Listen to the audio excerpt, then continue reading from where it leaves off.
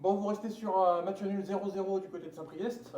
Bon, la victoire vous échappe encore depuis désormais 4 rencontres, mais beaucoup d'occasions de votre part et puis des arrêts décisifs d'Alexis. Et donc, malgré le fait qu'il n'y ait qu'un point entre guillemets de ramener, c'est plutôt un bon point. Ouais, ça aurait pu faire 3-3, 4-4 à la mi-temps. Les deux équipes avaient décidé d'ouvrir les portes. Et les deux gardiens ont plutôt réalisé un bon match. Donc ça a fait qu'on était à 0-0 à la mi-temps. Et puis en deuxième mi-temps, ça a été un peu plus fermé. Il y a eu un peu moins de situations, même si Saint-Priest s'en est créé et nous aussi. Et puis finalement, ça termine par un 0-0 qui est plutôt. Le partage des points est plutôt logique. Ouais. Voilà, il y a eu des situations des deux côtés, des grosses occasions des deux côtés. Les gardiens ont fait des bons matchs. Et les joueurs qui ont eu les situations n'ont pas été assez précis pour pouvoir marquer. Donc 0-0 plutôt logique. Un peu comme un match aller, au final, un match aller contre eux qui était relativement équitable. Oui, ouais, à l'aller aussi. Ouais, ouais, il y a eu, ça avait été moins ouvert à l'aller.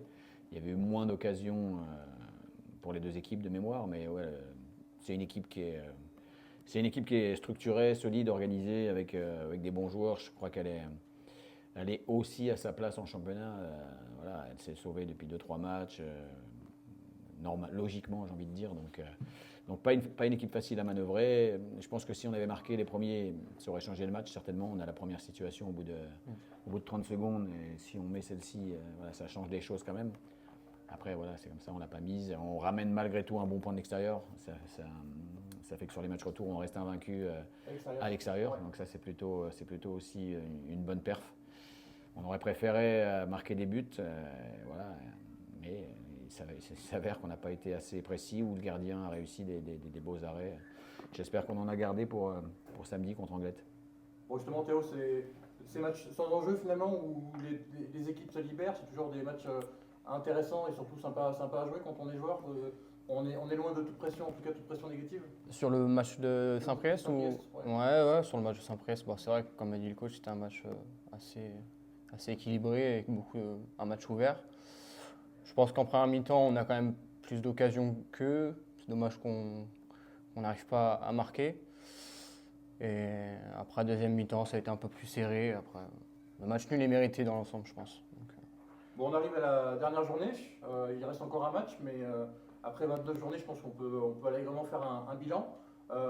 Donc vous êtes sixième, potentiellement vous pouvez finir entre cinquième et septième dans une poule du Sud que vous découvriez.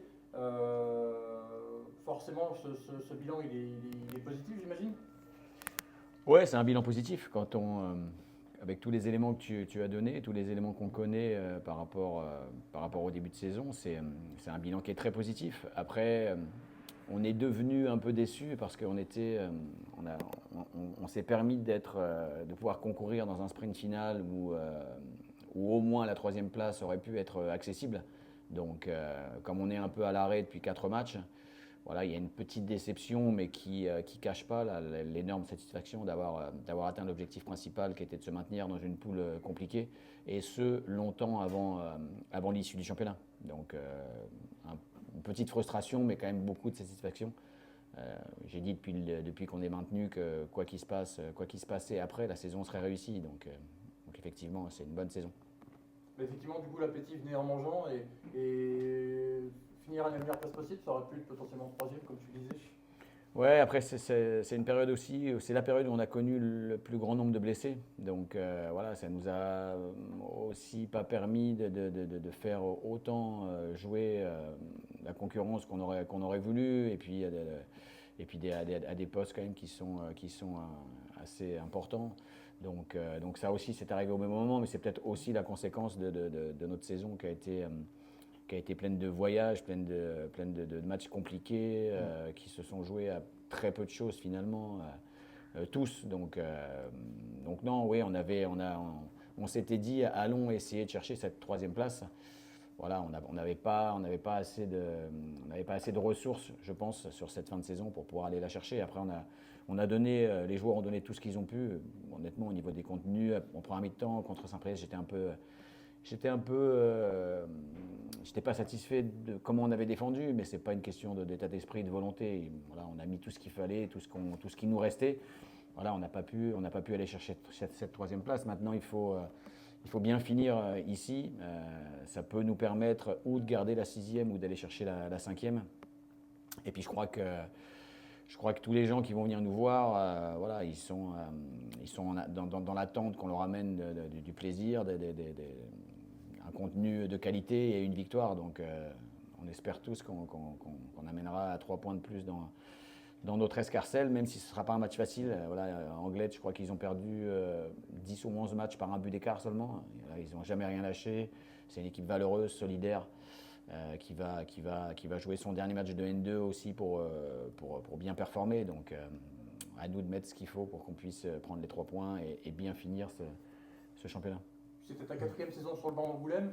Il y avait eu des incertitudes liées notamment à la refonte des poules, où il y avait beaucoup de descentes. Là, cette année, l'incertitude, c'était plus de découvrir un nouveau championnat, une poule. Forcément, vous n'étiez pas forcément préparé dans la construction de l'équipe, mais encore un défi brillamment relevé de votre part.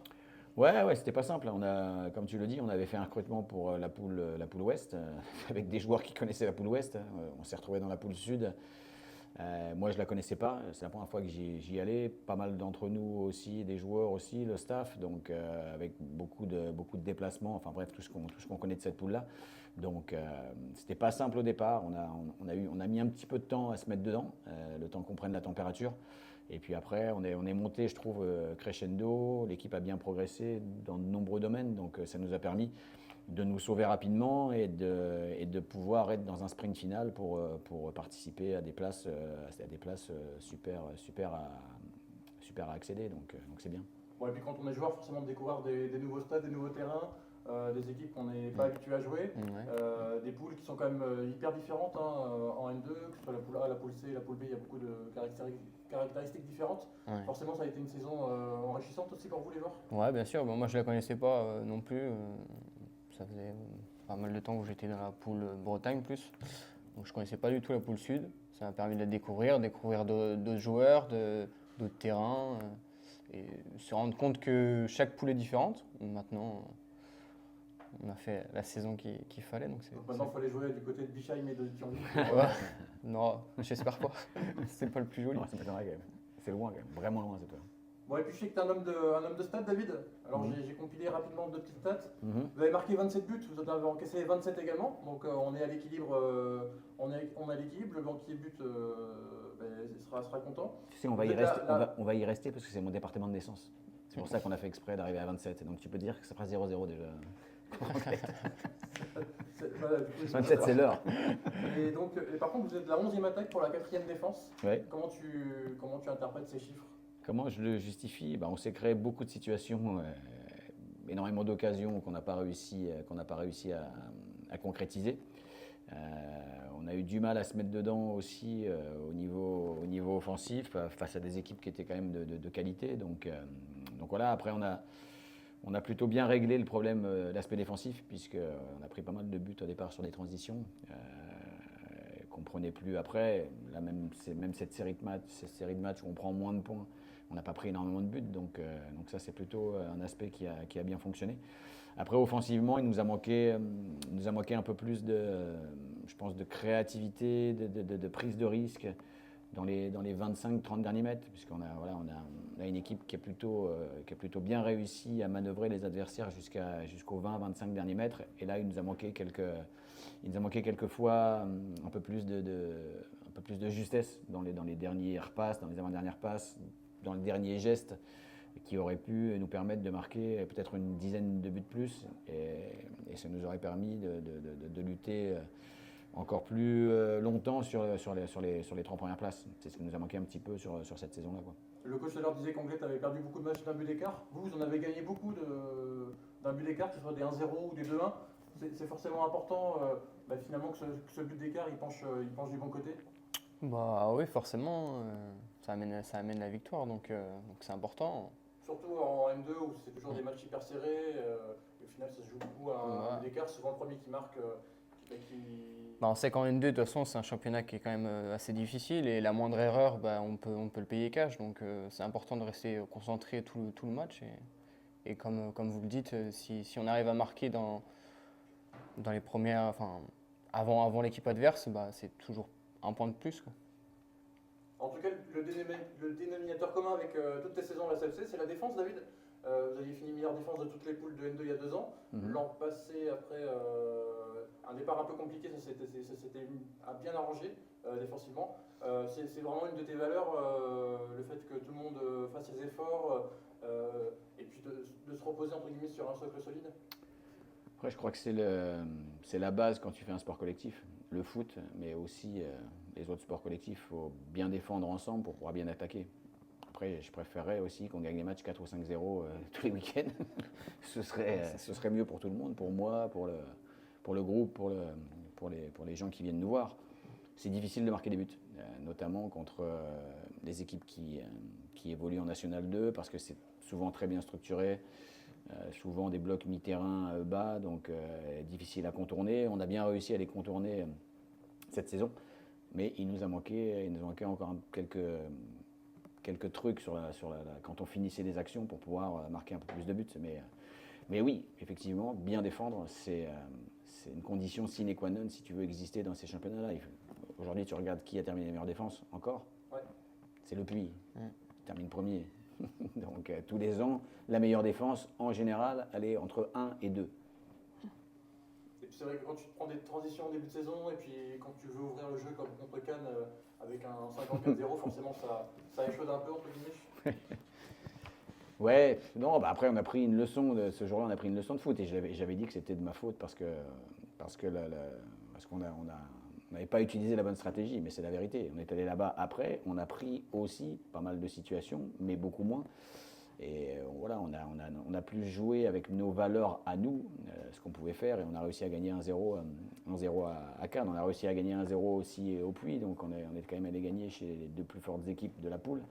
Donc ça veut bien dire que quand tu défends bien, tu as de meilleures chances de faire un bon résultat. Après, il faut aussi, c'est ce qu'on a essayé de développer cette année, il faut aussi être capable d'avoir des temps de jeu où tu déséquilibres l'adversaire, tu te crées des situations, tu te crées des occasions. Il faut être le moins prévisible possible. Donc il faut être capable de mettre des attaques placées de qualité, mais il faut aussi être capable quelquefois de reculer un peu plus, de mettre un bloc un peu plus bas et de contrer pour pouvoir gagner les matchs. Bon, et puis dernière réception de l'année avec le match d'Anglet ce week-end. Moi j'imagine que bien finir devant les supporters est forcément une envie de votre part, et puis surtout confirmer cette bonne saison à domicile, même si c'est vrai que vous restez sur 2 défaites à domicile, vous avez quand même pris beaucoup de points à le bon, et puis l'ambition aussi, j'imagine, de concrétiser toute cette belle phase de jeu que vous déployez depuis plusieurs matchs par des buts. Enfin, peut-être 0-0 comme tu le dis, peut-être 4-0 aussi. Enfin, c'était une blague le 0-0. Ouais. Enfin, non, concrétiser un peu toutes ces bonnes intentions. Écoute, tout le monde est plein d'envie, plein de bonne volonté. On a vraiment envie tous de bien finir. Je crois que sur les 2 derniers matchs à domicile, tu perds 1-0 à chaque fois, mais on s'est plutôt bien comporté, notamment dans le domaine offensif, où on a réussi à créer des choses.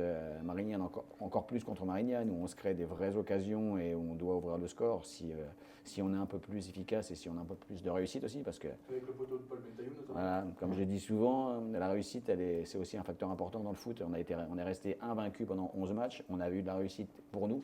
Là, on est dans une période où elle est un peu moins pour nous. Donc voilà, il faut faire le dos rond, continuer de bosser, continuer de faire les efforts sur le terrain, de façon à ce qu'on fasse tourner le truc en notre faveur. Mais oui, effectivement, on a envie de bien finir. Après, cette équipe, encore une fois, d'Anglet, elle n'est pas facile à manœuvrer. Donc peut-être qu'on gagnera le match 1-0, peut-être qu'on ne le gagnera pas.